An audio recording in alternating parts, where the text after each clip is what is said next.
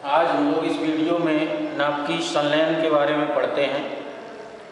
तो पहले समझते हैं नाभिकीय संलयन क्या है। जब दो या दो से अधिक हल्के नाभिक आपस में संयुक्त होकर अपेक्षाकृत भारी नाभिक का निर्माण करते हैं तो इस प्रक्रिया को नाभिकीय संलयन कहते हैं।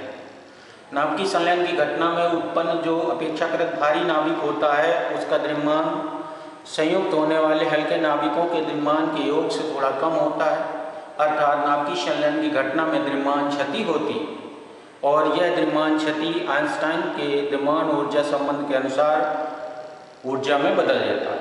तो इस प्रकार नाभिकीय विखंडन की भांति ही नाभिकीय संलयन की प्रक्रिया में भी ऊर्जा का उत्पादन होता है। अब नाभिकीय संलयन का उदाहरण पढ़ते हैं हम लोग।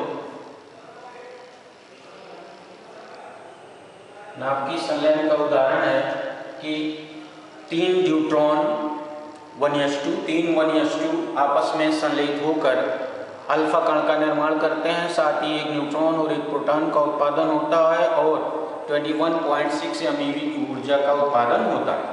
तो ये तीनों नाभिक एक साथ संलयित न होकर अलग अलग अभिक्रियाओं द्वारा संलयित होते हैं। तो इसमें पहले दो न्यूट्रॉन के नाभिक 1s2 + 1s2 संलयित होकर हीलियम का एक समस्थानिक 2He3 बनाते हैं, प्लस 0n1 एक न्यूट्रॉन उत्पन्न होता है, प्लस 4 MeV ऊर्जा उत्पन्न होती है।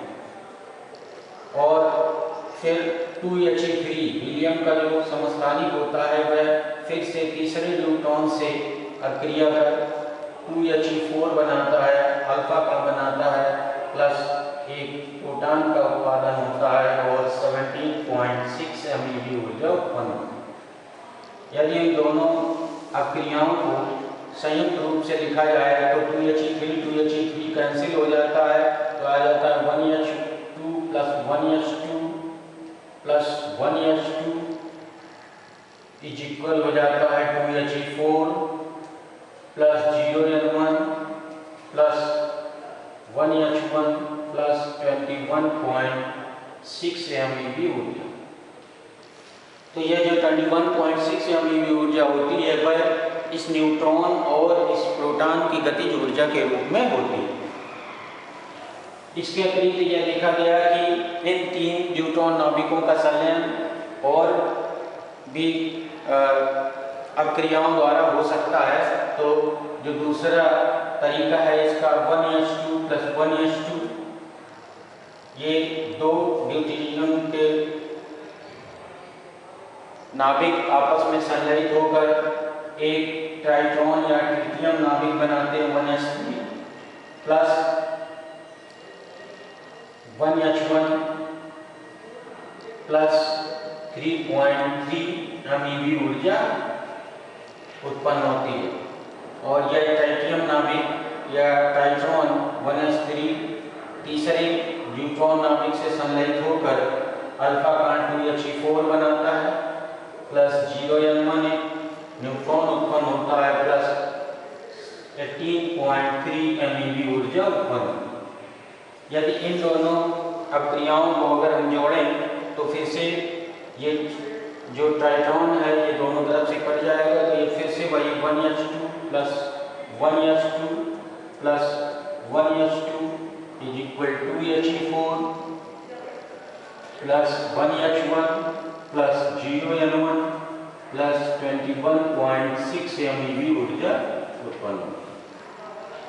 तो इस प्रकार तीन न्यूट्रॉन नाभिकों का संलयन इन दो तरीकों से हो सकता है। दो स्टेप इसमें, दो स्टेप इसमें होकर इस तरह से जो दोनों बार जो न्यूट्रॉन नाभिकों का तीन न्यूट्रॉन नाभिकों से संलयन होता है उसका नेट परिमाण सेम आया है, नेट परिणाम सेम आया है। इस आधार पर ये कोई भी अभिक्रिया हो सकती है, ऊपर वाली दो या ये दो अभिक्रियाएं हो सकती हैं। अब इस घटना में नाभिकीय संलयन की घटना में जो आवेश और द्रव्यमान का आवेश और संवेग का संरक्षण रहता है और साथ ही इससे ये इस निष्कर्ष निकल के आ रहा है कि नाभिकीय संलयन की घटना में जो ऊर्जा का उत्पादन है वह नाभिकीय विखंडन की घटना में बहुत कम है की तुलना में बहुत कम है, परंतु ऐसा नहीं होता। जैसे हम लोगों ने 92U-235 के नाभिकीय विखंडन के दौरान लगभग 200 MeV ऊर्जा प्राप्त की थी, और यदि हम प्रति न्यूक्लियन उत्पन्न ऊर्जा देखें तो यह हो जाएगी 200/235, और यह लगभग आ जाती है 0.851 के करीब MeV। यह नाभिकीय विखंडन की घटना में उत्पन्न ऊर्जा थी।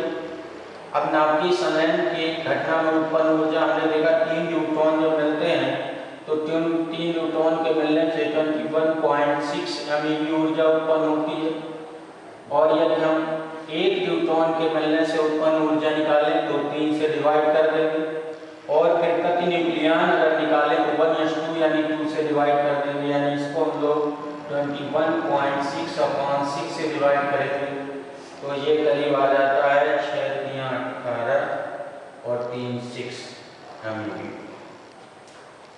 तो इस प्रकार स्पष्ट हो जा रहा है कि नाभिकीय संलयन की घटना में नाभिकीय विखंडन की तुलना में उत्पन्न ऊर्जा कहीं अधिक होती है। अब हम लोग नाभिकीय संलयन में आने वाली कठिनाइयों को समझते हैं। नाभिकीय संलयन में कठिनाइयाँ।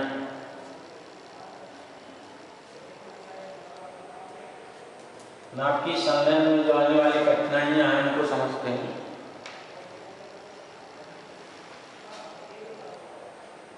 नाभिकीय संलयन में होने वाली कठिनाइयाँ, तो हम लोगों ने अभी देखा कि जब 2 हल्के या 2 से अधिक हल्के नाभिक आपस में संलयित होकर अपेक्षाकृत किसी भारी नाभिक का निर्माण करते हैं तो इस घटना को नाभिकीय संलयन कहते हैं। अब नाभिक हम लोग जानते हैं नाभिक जो कि धनावेशित होते हैं, अतः जब ये आप पास आकर आपस में संलयित होते हैं, आपस में संयुक्त होते हैं, तो इनके बीच एक प्रतिकर्षण बल उत्पन्न हो जाता है। उस प्रतिकर्षण बल के कारण ये अत्यंत समीप नहीं आ पाते, और यदि आते हैं तो इनकी ऊर्जा लगभग 0.4 MeV के करीब होनी चाहिए। तो इतनी अधिक ऊर्जा तब होती है यदि हम हाइड्रोजन गैस के परमाणु फॉर्म की बात करें तो उसके किसी एक परमाणु या एक नाभिक की जो ऊर्जा होगी वह 3/2 के T के करीब होगी, जहाँ पर T बोल्ट्जमैन नियतांक है। अब यदि कैपिटल T का मान 3 × 10⁹ केल्विन कोटि का है तो लगभग ऊर्जा 4 MeV 0.4 MeV के करीब होगी। तो इस कंडीशन में अर्थात इस ताप पर जो हल्के नाभिक हैं आपस में संलयित हो जाते हैं, परंतु यह ताप बहुत अधिक है जो प्राकृतिक रूप से पृथ्वी पर उपलब्ध नहीं है। इसके साथ साथ नाभिकीय संलयन की घटना में बहुत उच्च दाब की भी आवश्यकता होती है जो प्राकृतिक रूप से पृथ्वी पर उपलब्ध नहीं है। इस प्रकार प्राकृतिक रूप से पृथ्वी पर नाभिकीय संलयन की घटना नहीं हो सकती, यानी नाभिकीय संलयन की घटना नहीं होती प्राकृतिक। यदि नाभिकीय संलयन की घटना हमें पृथ्वी पर करानी है तो पहले इन परिस्थितियों को उत्पन्न करना होगा। इन परिस्थितियों को उत्पन्न करने के लिए यदि परमाणु बम का विस्फोट किया जाता है तो ये देखा जाता है उसके समीप लगभग 3 × 10⁹ केल्विन कोटि का टेम्परेचर यानी ताप उत्पन्न होता है, और साथ ही कई वायुमंडलीय दाब के बराबर दाब उत्पन्न हो जाता है जो नाभिकीय संलयन के लिए उपयुक्त होता है। तो इस प्रकार हम लोग पृथ्वी पर यदि नाभिकीय संलयन की प्रक्रिया करना चाहते हैं तो हमें पहले परमाणु बम का विस्फोट करना पड़ता है। तो ये है नाभिकीय संलयन में होने वाली कठिनाइयाँ।